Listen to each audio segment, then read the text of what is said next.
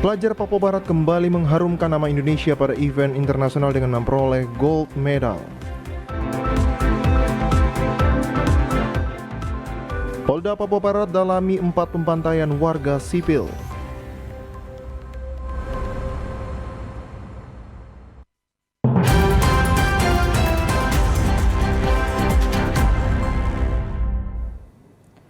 Selamat petang saudara, berita Papua Barat hari ini kembali hadir menjumpai Anda edisi Jumat 30 September 2022.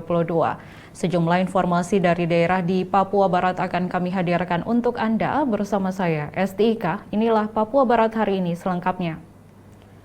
Saudara Kabid Humas Polda Papua Barat, Kombes Pol Adam Erwindi, menyampaikan Polri tengah mendalami video viral di media sosial berisi pembantaian kepada 4 warga sipil pekerja jalan oleh orang tidak dikenal atau OTK di Jalan Trans Teluk Bintuni dan Kabupaten Maibrat. Terkait kejadian penembakan oleh orang tak dikenal terhadap pekerja proyek Jalan Teluk Bintuni Maibrat, kini Polda Papua Barat dan Polres Teluk Bintuni tengah mendalami video viral dan foto-foto berisikan pembantaian terhadap 4 orang warga sipil. Kabid Humas Polda Papua Barat melalui konferensi persnya Jumat 30 September 2022 mengatakan, dari konfirmasi Ditreskrimum Polda Papua Barat Kombes Novia Jaya, hasil pendalaman terhadap beberapa saksi bahwa benar 4 orang yang di dalam foto dan dinyatakan meninggal adalah benar satu rangkaian penembakan terhadap 12 orang pekerja jalan Kabupaten Teluk Bintuni dan Kabupaten Maibrat. Kejadian adanya penembakan yang diduga dilakukan oleh orang tak dikenal terhadap pekerja proyek jalan di daerah Muskona, Kabupaten Teluk Bintuni, Papua Barat. Pada hari Kamis, tanggal 29 September, kami sudah konfirmasi kepada Kapolres Teluk Bintuni dan beliau menyampaikan membenarkan adanya kejadian penembakan oleh OTK terhadap para pekerja jalan proyek di Kabupaten Bintuni. Kejadian tersebut diperkirakan tanggal 29 September 2022 sekitar pukul 18.20, di mana dari kejadian tersebut diperoleh informasi bahwa bertempat di pos Satgas Satuan Organik Yonif RK 136 TS Kampung Mayerga Distrik Muskona Barat Kabupaten Teluk Bintuni telah datang orang melapor tentang adanya penembakan yang diduga dilakukan oleh orang tak dikenal pada masyarakat pekerja proyek jalan Teluk Bintuni, Maibrat, Papua Barat. Sementara ini, tim dari Polda Papua Barat sedang berangkat menuju TKP lokasi pembantaian terhadap warga sipil. Tim Liputan TVRI Papua Barat melaporkan. Saudara Bank Indonesia Perwakilan Provinsi Papua Barat gelar Festival Ekoturism tahun 2022. Festival yang akan berlangsung hingga 1 Oktober, Kamis kemarin dibuka oleh Asisten 2 Setda Papua Barat Melkias Warenusa. Berikut informasinya untuk Anda. Festival Ekoturism tahun 2022 yang digelar Perwakilan Bank Indonesia Provinsi Papua Barat yang bertujuan mendorong tumbuhnya investasi ekonomi di Papua Barat mulai berlangsung pada Kamis kemarin. Pembukaan festival berlangsung di Auditorium 1 XX1 Manokwari City Mall dan dihadiri pemerintah daerah, Forkopimda Provinsi Papua Barat dan akademisi bidang ekonomi. Kepala Perwakilan Bank Indonesia Provinsi Papua Barat, Romi Sariu Tamawiwi, dalam sambutannya pada pembukaan Festival Ekoturism 2022, menyampaikan festival ini merupakan sebuah rangkaian kegiatan yang berlangsung secara komprehensif, yang mana dimulai dengan seminar yang bertemakan membangun investasi ekoturism Papua Barat yang berkelanjutan, diseminasi laporan keuangan Provinsi Papua Barat, temu responden, talkshow, serta pameran hasil karya UMKM. Turisme diharapkan menjadi sebuah stimulus dalam memberikan pemahaman, mendorong tumbuhnya investasi di bidang ekoturisme Papua Barat dari sisi kebutuhan dan tantangan, serta menguatkan komitmen bersama setiap stakeholders terkait untuk mengimplementasikan ekoturisme berdasarkan prinsip pariwisata yang berwawasan lingkungan, berbasis konservasi, menumbuhkan nilai sosial dan budaya, sebuah kekayaan dan kearifan lokal yang harus kita perjuangkan, tumbuh kembangkan, tetapi juga sebagai sarana edukasi dan literasi. Kita tahu bahwa ada tantangan besar, challenge yang luar biasa ketika kita bergerak maju. Banyak hal yang perlu kita benahi di tanah ini, juga termasuk soal literasi, edukasi, dan pemahaman. Asisten 2 Setda Papua Barat Melkias Warinusa dalam sambutannya Gubernur Papua Barat yang dibacakan menyampaikan untuk membangun minat investasi di Papua Barat membutuhkan dukungan bersama, terutama ekoturism yang menjadi salah satu pilar pentingnya dalam membangun pertumbuhan ekonomi. Pada kesempatan ini ingin saya menyampaikan pentingnya komitmen bersama dari berbagai stakeholder dalam upaya untuk membangun minat investasi terutama dari sektor ekoturism. Ekoturism menjadi salah satu pilar kembangan dalam mendukung pulih dan tumbuhnya perekonomian daerah Provinsi Papua Barat yang berkelanjutan. Sebagaimana kita ketahui bersama bahwa kondisi pandemi COVID-19 membawa dampak pada turunnya pertumbuhan ekonomi khususnya di bidang pariwisata. Hal ini tercermin dari terkonstruksinya pertumbuhan sektor penyedia akomodasi dan makan dan minum dan sektor transportasi Papua Barat pada triwulan 2, 3, dan 4 tahun 2020. Lebih lanjut disampaikan, seiring dengan menerapkan protokol kesehatan yang memadai, sehingga perkembangan ini memberikan dukungan untuk percepatan pemulihan aktivitas perekonomian, khususnya pada sektor pariwisata yang identik dengan pergerakan mobilitas masyarakat. Selain itu, pemulihan perekonomian dicermin dengan pertumbuhan lapangan usaha sektor penyediaan akomodasi, makanan dan minuman, serta transportasi yang tumbuh tinggi pada triwulan 2 tahun 2022. Arina Irianan, TVRI Papua Barat melaporkan. Sementara itu, Saudara, Festival Ekoturism yang digelar Bank Indonesia Perwakilan Provinsi Papua Barat selama 3 hari di Manokwari City Mall, para pelaku UMKM dan pelaku seni ikut serta memeriahkan dengan menampilkan berbagai hasil karya mereka melalui pamerannya. Festival Ekoturism yang diinisiasi oleh Bank Indonesia Perwakilan Papua Barat diwarnai dengan berbagai kegiatan yakni seminar, edukasi penukaran uang, talk show, serta pameran. Pameran yang telah berlangsung sejak Kamis kemarin di Manokwari City Mall menjadi peluang bagi para pelaku UMKM dan juga pelaku seni di Papua Barat guna memamerkan hasil karya mereka serta menjadi pasar bagi mereka.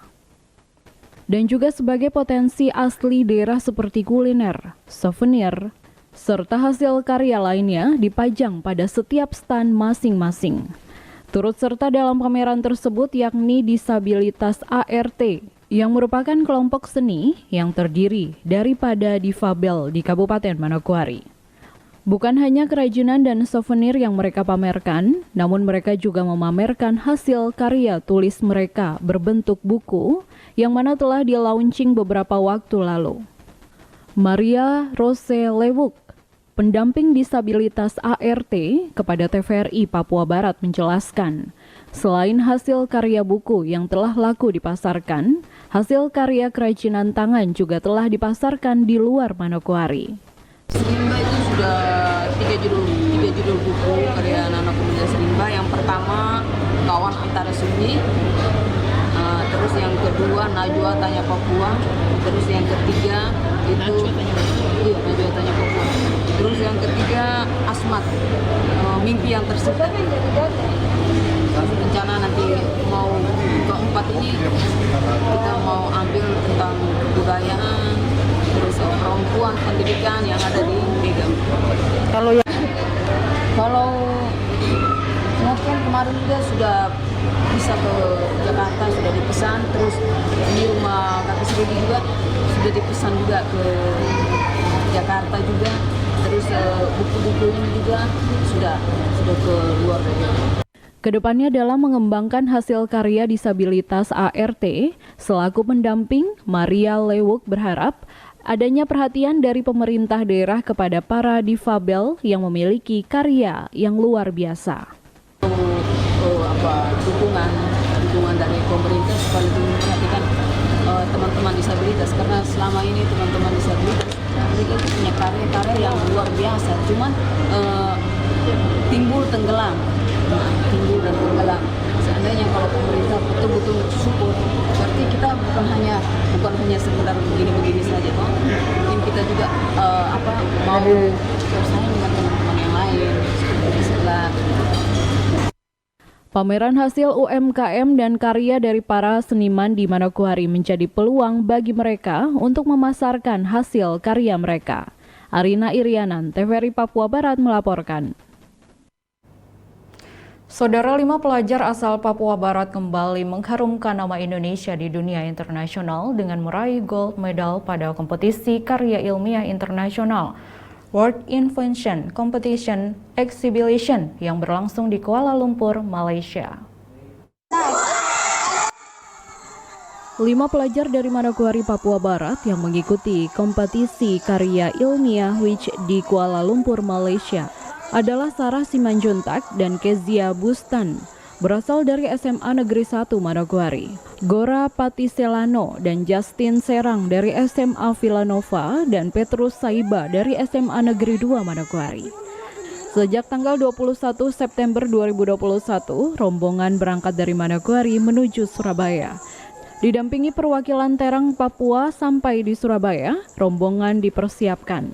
Selanjutnya, tanggal 25 September, rombongan berangkat menuju Kuala Lumpur, Malaysia dan mengikuti kompetisi internasional yang berlangsung dari tanggal 26 hingga 30 September 2022. Pada kompetisi karya ilmiah internasional, 5 peserta dari Manokwari, Papua Barat membawakan materi tentang Barney atau Barapen as Newcomer Culinary Industry yang hasilnya penilaian pada tanggal 29 September 2022, perwakilan dari Papua Barat mendapat gold medali sekaligus mengharumkan nama Indonesia di dunia internasional. Jimmy Tabisu, TVRI Papua Barat melaporkan. Saudara, Sekda Papua Barat berharap setiap organisasi perangkat daerah agar pekerjaan yang sudah dilaksanakan agar segera dicairkan sehingga penyerapan anggaran di Provinsi Papua Barat dapat meningkat. Memasuki triwulan keempat, pemerintah Provinsi Papua Barat terus menggenjot penyerapan anggaran di seluruh organisasi perangkat daerah di lingkup pemerintah Provinsi Papua Barat agar perkembangan serapan APBD hingga akhir tahun 2022 bisa mencapai 90% hingga 100%.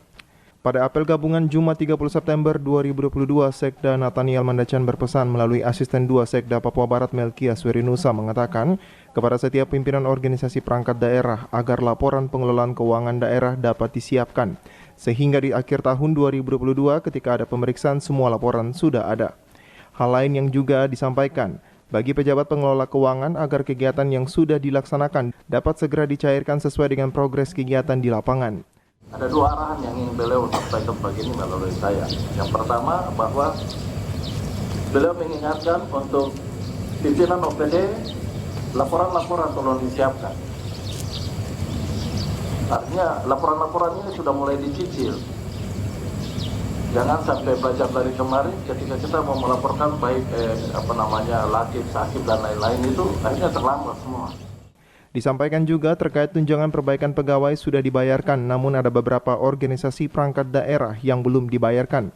Hal ini dikarenakan inputan data belum juga disampaikan. Diharapkan dengan dibayarnya TPP selama 5 bulan dapat meningkatkan daya serap APBD tahun 2022. Satu kali jalan dan meningkatkan persentase penyerapan anggaran kita. Saya tahu bahwa juga ada OPD yang belum, sampai sekarang belum ada pencairannya.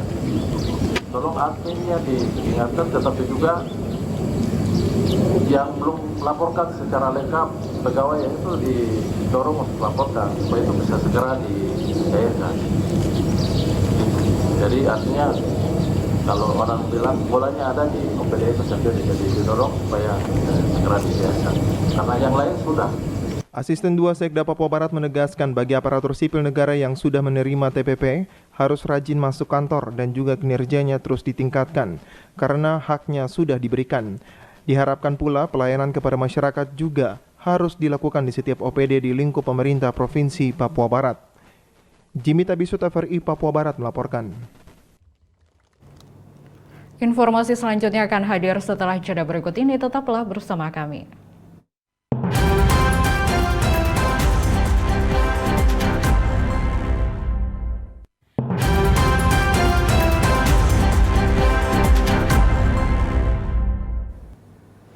Terima kasih Anda masih bersama kami. Saudara berada di Kabupaten Fakfak, staf khusus Menteri Agama Republik Indonesia bersama Kakanwil Kemenak Provinsi Papua Barat dan Bupati Fakfak serta wakilnya mengikuti dialog bertajuk Gemakan Moderasi Beragama untuk Kerukunan Umat Beragama.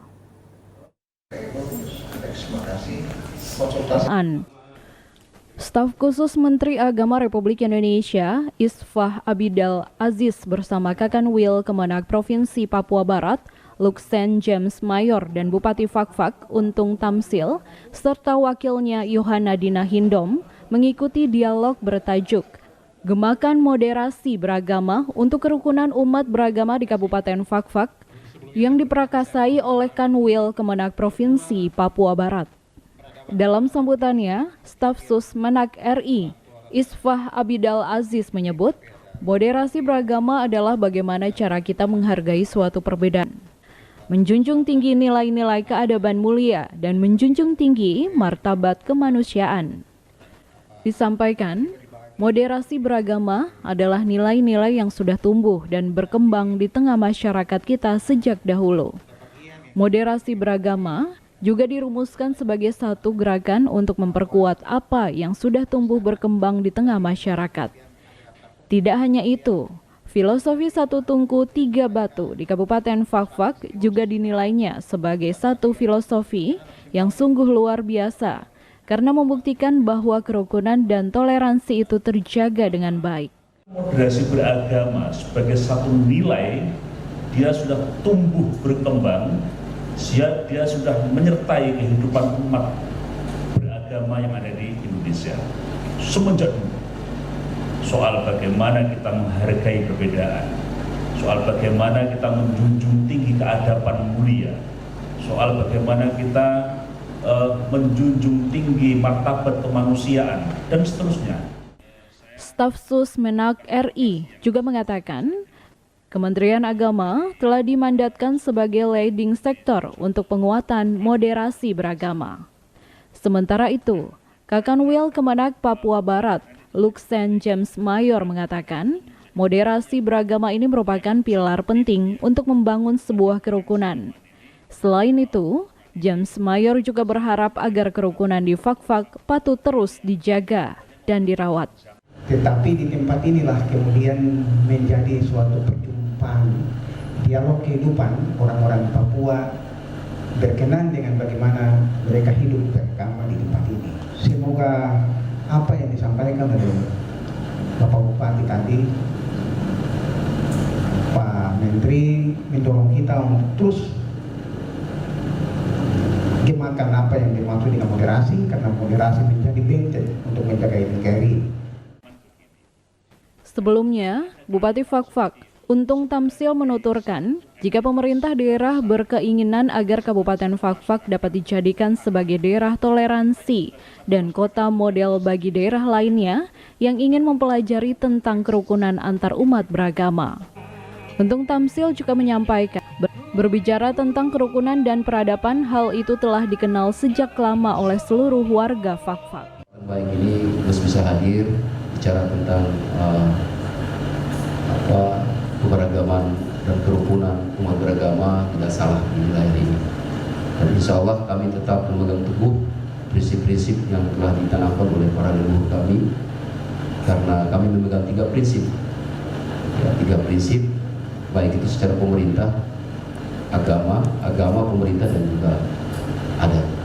Jadi keberagaman yang selalu dijaga, dan tentu ini kami dari generasi ke generasi selalu mempertahankannya menjadi sebuah kebesaran bagi kami di Kabupaten tercinta ini.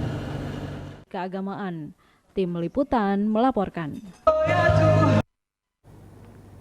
Kunjungi situs sejarah Masjid Tua Patimburak di Distrik Kokas Kabupaten Fakfak, staf khusus Menteri Agama Republik Indonesia Isfah Abdillah Aziz yang didampingi oleh Kepala Kantor Wilayah Kementerian Agama Provinsi Papua Barat, Luxen James Mayor, menyerahkan bantuan untuk menunjang aktivitas peribadatan di situs sejarah tersebut. Bantuan dari Kementerian Agama yang diserahkan oleh staf khusus Menteri Agama Republik Indonesia Isfah Abdillah Aziz yang didampingi oleh Kepala Kantor Wilayah Kementerian Agama Provinsi Papua Barat, Luxen James Mayor, beserta sejumlah pejabat eselon 3 maupun Kepala Kantor Kemenak Kabupaten Fakfak, diterima langsung oleh imam masjid setempat. Terlihat masyarakat pun antusias menyambut kedatangan staf khusus Menteri Agama Republik Indonesia Isfah Abdillah Aziz beserta rombongan. Staf khusus Menteri Agama Republik Indonesia pun menyebutkan Fakfak termasuk distrik Kokas, di dalamnya laksana sepenggal surga kecil yang ada di bumi. Ia pun mengajak seluruh warga untuk terus memupuk persaudaraan dan kekeluargaan. Tak hanya itu, Masjid Tua ini diharapkannya juga bisa menjadi contoh dan teladan bagaimana rumah ibadah dapat menjadi pusat edukasi umat. Karena dengan kebanggaan yang kita miliki, maka kami berharap kita seluruhnya mampu menjaga martabat dan kesucian tanah Papua, kesucian tanah Papua Barat, kesucian tanah Kabupaten Fakfak, dan utamanya kesucian tanah di distrik Kokas. Ini harus kita jaga, harus terus kita pertahankan. Mudah-mudahan semua yang menjadi niat baik kita akan kita upayakan untuk terwujud. Sementara itu, Kakanwil Kementerian Agama Papua Barat Luxen James Mayor mengajak semua masyarakat Kokas untuk terus bersama-sama mewartakan toleransi dan modernisasi beragama. Kata Luxen, tradisi persahabatan dan persaudaraan sangat terlihat jelas selama mereka tiba di Kabupaten Fakfak. Bagi saya bukan kita membawa sesuatu, tapi kita sedang belajar bagaimana membangun Indonesia, bagaimana membangun martabat bangsa ini mulai dari kampung ini. Ini yang kemudian kita harus dukung. Saya mau ingin sampaikan bahwa mari kita sama-sama Pak Dipri, kita ekspos apa yang menjadi bagian sumbangsi besar kita berikan bagi bangsa dan negara berkaitan dengan toleransi. Mari kita sama-sama bergandengan tangan untuk kemudian mewartakan ini, menyampaikan ini kepada semua orang terhadap bangsa ini bahwa toleransi di tempat ini sangat luar biasa. Sebelumnya, Raja Wertuar Musa Haremba menyebutkan kedatangan staf khusus Menteri Agama RI dan Kakanwil Kemenak Papua Barat beserta rombongan merupakan satu sukacita serta berkat tersendiri bagi mereka. Disampaikannya pula, Masjid Tua Patimburak ini dibangun pada tahun 1870 silam dan menjadi saksi sejarah perkembangan agama Islam di tanah Papua. Tim Liputan TVRI Papua Barat melaporkan. Tak hanya di Kabupaten Fakfak, staf sus Kemenak RI juga mengunjungi Pulau Mansinam di Kabupaten Manokwari, sekaligus meninjau dari dekat beberapa situs sejarah dan juga memberi bantuan untuk pembangunan gereja dan rumah pastori.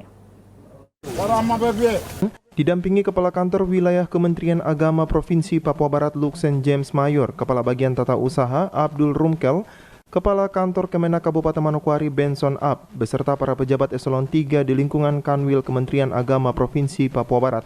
Staf khusus Menteri Agama RI Isfah Abdillah Aziz mengunjungi Pulau Mansinam. Kedatangan staf khusus yang akrab disapa Gus Alex ini disambut dengan adat suku Doreri yang mendiami Pulau Mansinam.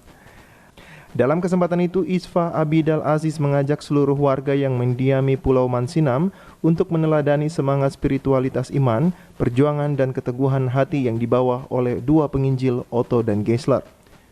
Karena spiritualitas itu harus terus kita teladani. Spiritualitas perjuangan, spiritualitas keteguhan hati, spiritualitas seorang manusia yang hendak kemudian membawa sahabatnya, membawa manusia yang lain kepada jalan yang benar, kepada jalan menuju kebahagiaan. Keteguhan itu harus kita teladani. Pak kali sampaikan di depan Pak Kanwil, di depan teman-teman, bahwa ketika kami datang mendarat di Papua Barat di Sorong, kemudian kami ke Fak-Fak, dan hari ini di Mansinam, tidak ada yang lain yang kami temukan kecuali keramahan, kesantunan, dan keluhuran budi pekerti. Itu yang kami temukan. Sementara itu, Kepala Kantor Wilayah Kementerian Agama Provinsi Papua Barat Luxen James Mayor menyampaikan, untuk membangun Pulau Mansinam diperlukan iman dan kepercayaan yang sungguh. Kakanwil pun berharap semua pihak bisa bersatu untuk menjaga keberadaan Pulau Mansinam sebagai pulau yang sangat bersejarah bagi orang Papua. Pulau ini akan juga hanya dapat dibangun oleh iman dan percaya. Karena itu kalau kampung ini kita tidak bangun dengan iman dan percaya, sia-sialah apa semua yang kita akan bangun. Karena itu saya sangat berharap kepala kampung, kepala suku, masyarakat, terutama anak-anak muda, teman-teman muda, mari jaga pulau ini. Pasti pulau ini memberi anugerah dan berkat. Di akhir pertemuan bersama masyarakat Pulau Mansinam, staf khusus Menteri Agama Republik Indonesia atas nama Dirjen Bin Mas Kristen memberikan voucher bantuan pemerintah tahun 2022 berupa uang tunai sebesar 100 juta rupiah dan bantuan dari Kanwil Kementerian Agama Provinsi Papua Barat berupa bahan bangunan untuk menunjang pembangunan gedung gereja dan rumah pastori. Tim Liputan TVRI Papua Barat melaporkan. Bupati Teluk Bintuni Petrus Kasihiu memaparkan visi Pemda Teluk Bintuni saat menyampaikan LKPJ tahun anggaran 2021 kepada DPRD Teluk Bintuni pada Kamis kemarin. Kabupaten Teluk Bintuni memasuki ruangan. Dalam paparannya, Bupati menyebut visi Pemda Teluk Bintuni dalam rencana pembangunan jangka menengah daerah tahun 2021-2026, yakni terwujudnya Kabupaten Teluk Bintuni yang damai, maju, produktif, dan berdaya saing. Bupati menjelaskan, visi tersebut diterjemahkan ke dalam program kerja masing-masing organisasi perangkat daerah setiap tahunnya, dengan target capaian pembangunan yang sesuai harapan. Secara khusus tahun anggaran 2021, Bupati menyebut tema pembangunan yang dicanangkan yakni memantapkan pembangunan SDM, infrastruktur daerah, dan perekonomian wilayah untuk meningkatkan kesejahteraan dan daya saing daerah. Visi tersebut mengandung makna bahwa masyarakat yang maju adalah masyarakat yang kreatif, masyarakat yang dinamis, masyarakat yang berpikir positif, berpendidikan, sehat, dan memiliki kesejahteraan yang memadai. Produktif mengandung makna bahwa pembangunan di Kabupaten Teluk Bintuni diarahkan pada sektor pertanian dalam arti luas sebagai motor penggerak potensi daerah dengan memanfaatkan sumber daya alam secara berkelanjutan. Produktif juga berkaitan dengan kondisi masyarakat dengan tingkat kesejahteraan yang memadai, kemiskinan yang menurun, dan ketimpangan daerah yang rendah. Berdaya saing mengandung makna bahwa Kabupaten Teluk Bintuni diarahkan pada peran dan daya saing dalam menghadapi persaingan global. Berdaya saing juga mencakup pengembangan struktur perekonomian daerah yang mengedepankan pemanfaatan potensi unggulan daerah didukung oleh sektor perdagangan, industri, pengembangan pariwisata, serta pemanfaatan ilmu pengetahuan dan teknologi.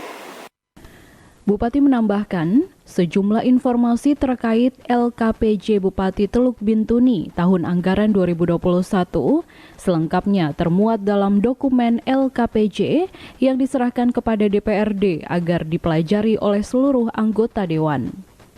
Dalam laporannya, Bupati juga meminta dukungan para wakil rakyat agar bersama-sama pihaknya melakukan berbagai terobosan guna menjadikan Kabupaten Teluk Bintuni sebagai rumah bersama. Dari Teluk Bintuni, Valentino Wanma, TVRI Papua Barat melaporkan. DPRD Teluk Bintuni menggelar sidang paripurna tentang laporan keterangan pertanggungjawaban Bupati Teluk Bintuni tahun anggaran 2021 yang bertempat di ruang sidang utama pada Kamis malam.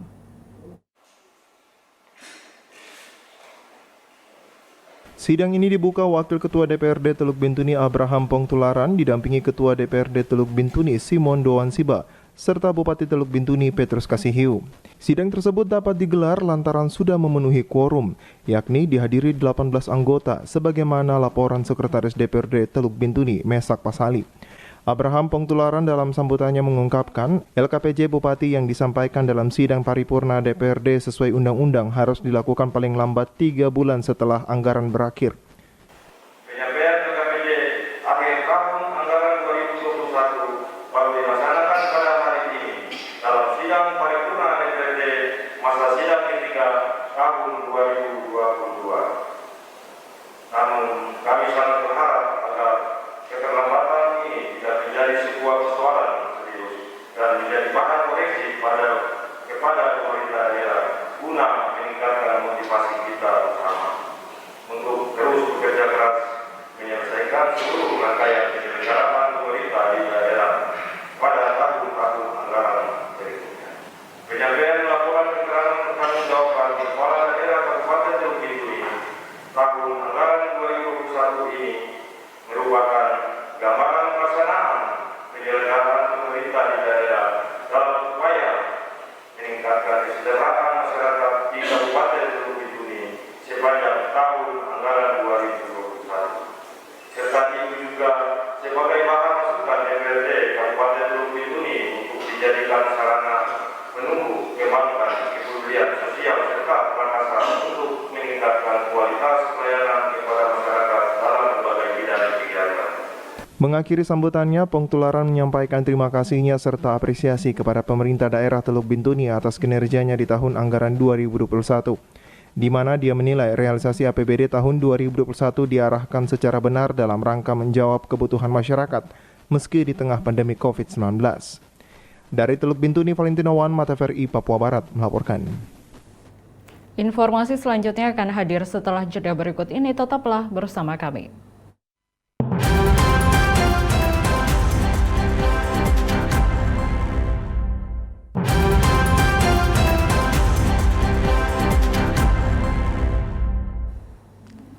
Terima kasih Anda masih bersama kami. Saudara, Kerukunan Keluarga Sulawesi Selatan Kabupaten Teluk Bintuni menggelar musyawarah daerah kedua yang berlangsung di GSG Bintuni pada Kamis 29 September 2022. Acara ini dihadiri segenap pengurus daerah KKSS Teluk Bintuni, pengurus wilayah KKSS Papua Barat, perwakilan berbagai paguyuban di Bintuni, serta Bupati Teluk Bintuni Petrus Kasihiu sekaligus membuka acara. Ketua KKSS Teluk Bintuni, Alimudin Baedu, dalam sambutannya mengatakan, wadah KKSS merupakan identitas dan perekat persaudaraan tidak hanya bagi warga KKSS melainkan seluruh warga lainnya. Hal ini dikatakan Alimudin bahwa seyogyanya filosofi hidup yang menjadi pegangan warga KKSS di Bintuni, yakni di mana bumi dipijak di situ langit dijunjung. Olehnya, Alimudin mengajak seluruh warga KKSS Bintuni agar ikut mendukung program pemerintah daerah dalam rangka membangun Teluk Bintuni sesuai visi dan misi kepada daerah. Kerukunan Keluarga Selatan ini sebenarnya adalah sebuah identitas semata, tetapi juga menjadi berkat bagi kita semua. Tidak ada hal yang kita patut banggakan sebagai warga Kerukunan Keluarga Selatan, kecuali karena kita semua adalah satu dalam kesatuan membangun bangsa dan negara, terutama di Kabupaten Teluk Bintuni yang kita sama-sama cintai. Persaudaraan dan kebersamaan di dalam Kerukunan Keluarga Selatan ini kita harus wujudkan bukan saja bagi warga selatan, tapi bagi semua warga yang ada di Kabupaten Teluk Bintuni. Di mana bumi dipijak, di situ langit dijunjung. Sekali layar terkembang, pantang surut ke biduk tepian. Pesan-pesan moral ini telah mengantar kita untuk merubah mindset kita, agar kita bisa satu dalam sebuah organisasi yang kita cintai, yang namanya Kerukunan Keluarga Sulawesi Selatan. Sementara itu, Bupati menghimbau kepada seluruh warga KKSS, khususnya para pengurus yang akan mengikuti musda selama 3 hari ke depan, agar memiliki rasa tanggung jawab. Khususnya, Bupati mengajak untuk menjadikan Musda KKSS Teluk Bintuni sebagai ajang mengimplementasikan amanat organisasi yang sejalan dan selaras. Selain itu, Bupati pun berpesan kepada siapapun yang nantinya terpilih dalam Musda kedua ini agar mampu merangkul dan mengayomi seluruh warga tanpa terkecuali. Laksanakannya musyawarah daerah kerukunan keluarga Sulawesi Selatan selama 3 hari ke depan.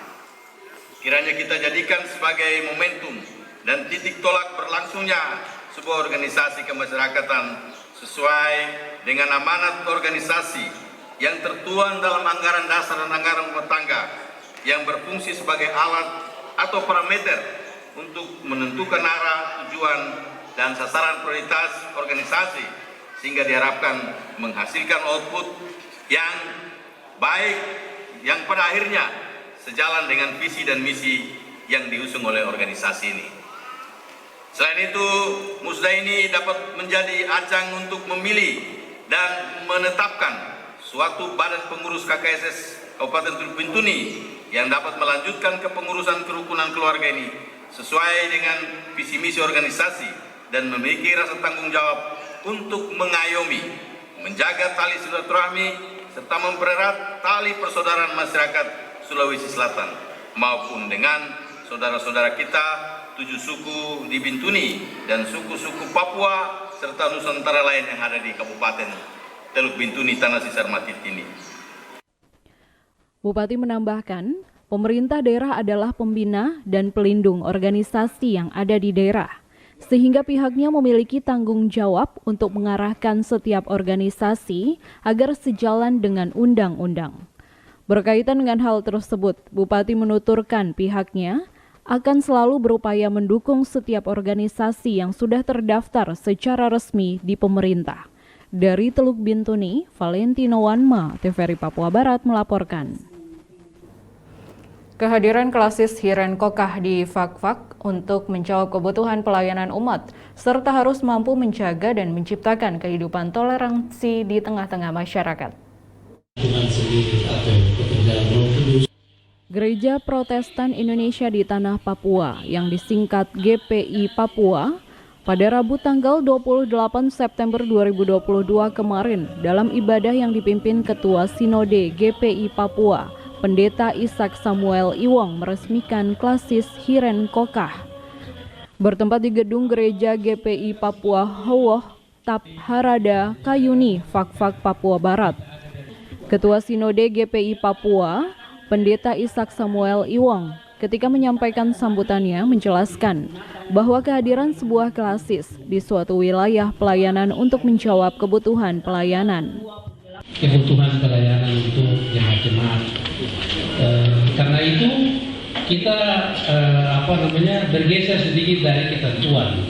Ya, ketentuan dalam aturan itu kalau misalnya klasis Hiren Kokah ini mau dimekarkan atau diresmikan, maka klasis Fak-Fak harus lebih dulu menyiapkan fasilitas kantor, kemudian rumah dan fasilitas penunjang lainnya baru bisa begitu dimekarkan. Tapi kalau tidak, belum memenuhi syarat begitu. Nah, itu syarat itu kita abaikan dalam semangat bahwa gereja atau GPI Papua dengan tema rapi tersusunkan menjadi satu ini, itu semangatnya adalah menjadi gereja yang mencair, artinya gereja yang tidak terikat, yang kaku dengan aturan-aturan ketentuan, tapi kemudian menetapkan pelayanan kepada apa yang kurang-kurang, yang belum sempurna, itu nanti Tuhan yang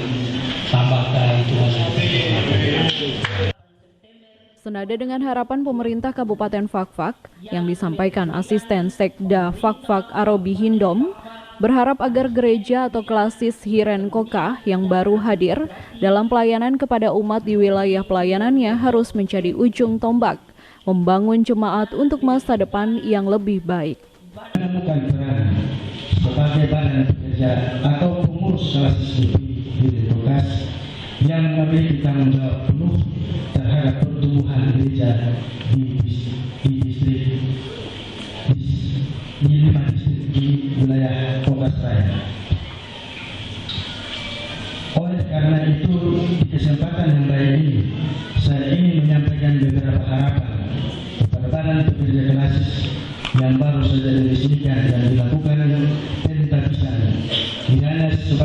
pengurus atau badan pekerja klasis antara lain yang pertama, terus bertumbuhnya iman dan menjadi pemimpin dalam gereja, khususnya peran badan pekerja klasis dalam memajukan gereja di wilayah kerja saudara. Sebelum memasuki ibadah peresmian, Bupati Fakfak yang diwakili oleh asisten Sekda Arobi Hindom membuka selubung papan nama klasis GPI Papua Hiren Kokah. Dari Fakfak, Frans Tamaela, TVRI Papua Barat melaporkan. Saudara mensyukuri usia Persatuan Wanita GKI Sing Sanggeng ke-55 tahun, pada Jumat pagi dilangsungkan ibadah syukur di Gedung Gereja GKI Sion Sanggeng.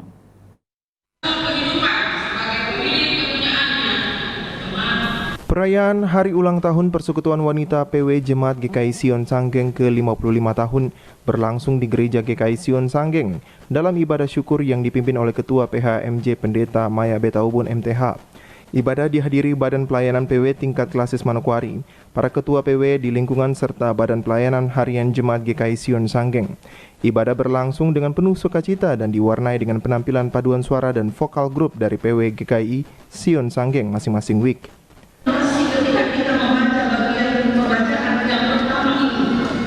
Kita menjadi mengerti bahwa Allah telah menghadirkan kita pada zaman yang baru. Allah telah menjadikan kita ciptaan yang baru. Dan identitas ciptaan yang baru itu ada di dalam Kristus. Ini dasar yang Allah letakkan bagi kita semua.